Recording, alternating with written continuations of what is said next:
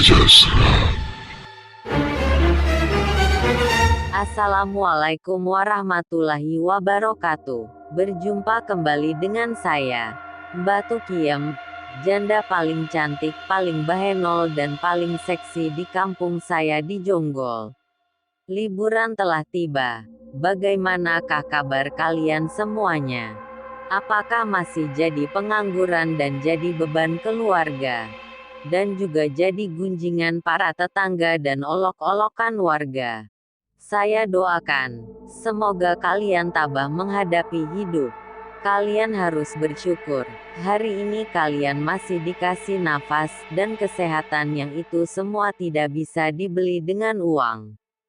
Untuk itu, tetap stay di channel Karam Kali Aja Seram. Semoga kalian terhibur dengan cerita horor yang akan kami bawakan. Jangan lupa pakai handsfree. Pejamkan mata, matikan lampu, agar kalian bisa merasakan sensasi horornya. Dan jangan lupa subrek ya. Selamat mendengarkan.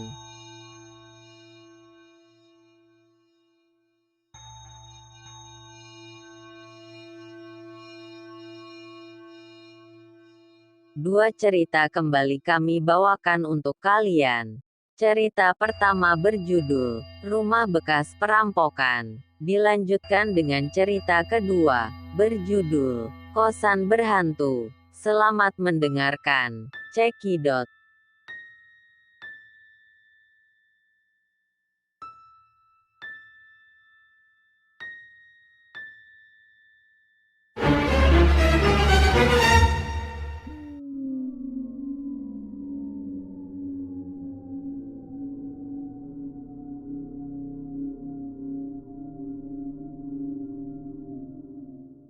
Rumah Bekas Perampokan. Aku adalah seorang anak muda Indonesia. Selama ini aku tinggal di rumah yang lumayan besar. Aku hanyalah seorang anak tunggal, ibu dan ayahku sering pulang malam karena sibuk dengan pekerjaannya.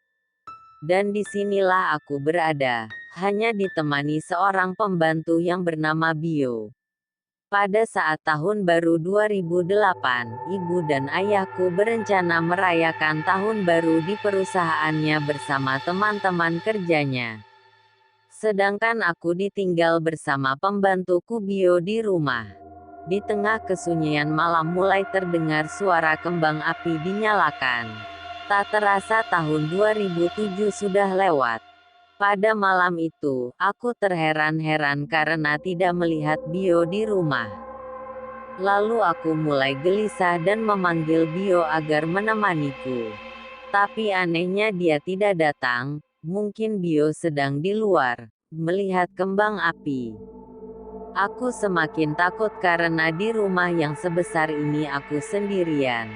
Lalu aku mulai mencari Bio kemana-mana, tapi tetap tidak ada. Saat itu aku mulai berpikir yang tidak-tidak. Aku takut akan ada sesuatu yang menimpaku. Dan benar saja, pada saat aku ke kamar mandi, aku terpeleset dan bajuku basah semua. Lalu aku berniat untuk berganti pakaian, tetapi hal aneh mulai kurasakan. Samar-samar aku mendengar anak yang menangis. Aku semakin takut dan tidak tahu mengapa aku mengikuti suara tersebut. Dan akhirnya suara tangisan itu berujung di lemari pakaianku. Tiba-tiba saja aku mencium bau busuk yang sangat mengganggu hidungku. Lalu suddenly, dar, lemari pakaianku terbuka dengan keras. Aku berteriak karena di sana aku melihat sesosok anak perempuan bermuka pucat tanpa mata sedang melihatku dengan tatapan yang tajam. Aku mulai menangis dan keringat dinginku mulai bercucuran.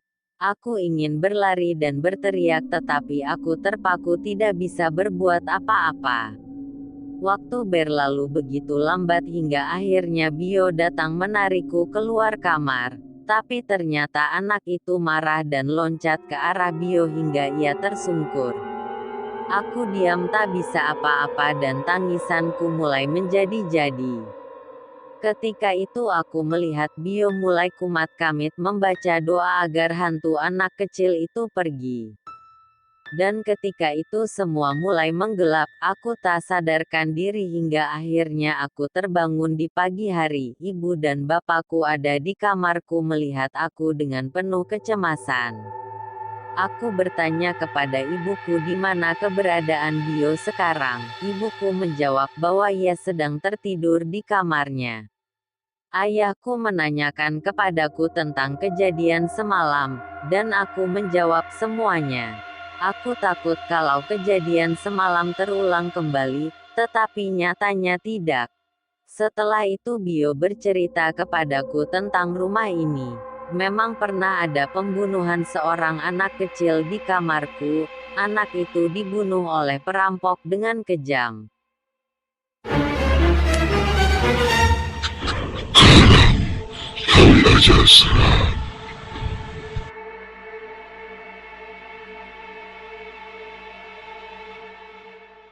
Cerita kedua, kosan berhantu.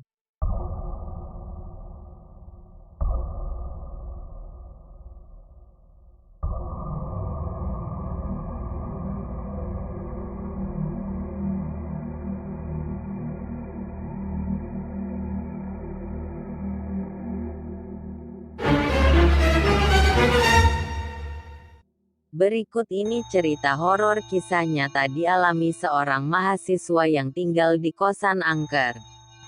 Mahasiswa tersebut mencari tempat kos melalui online pada tahun 2019.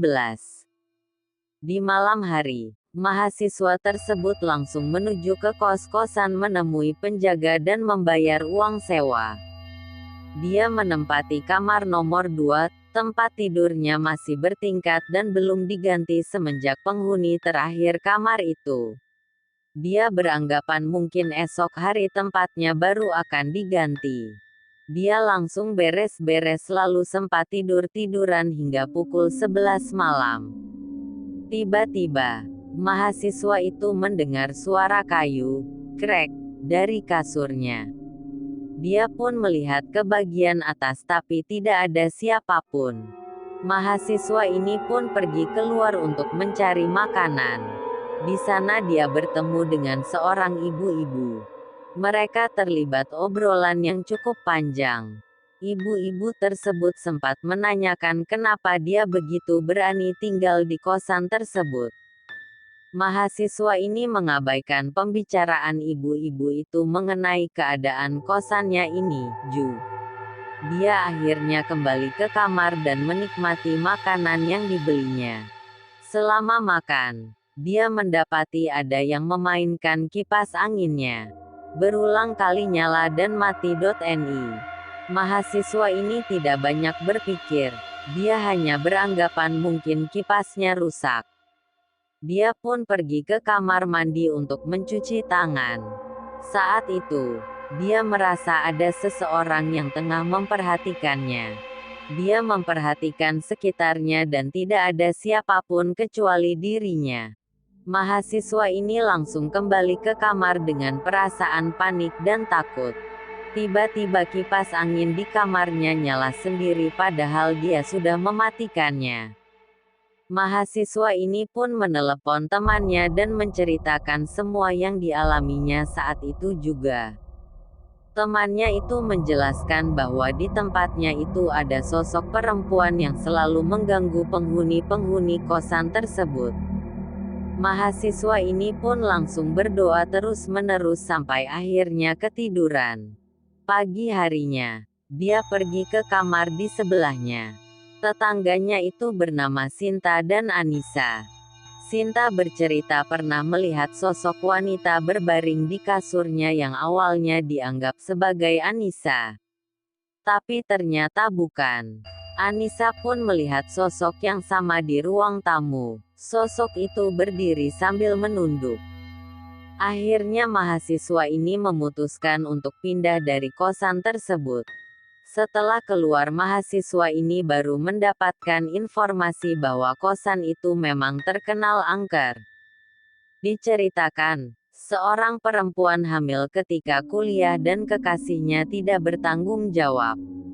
Perempuan ini pulang ke orang tuanya dan ditolak oleh mereka karena merasa kecewa.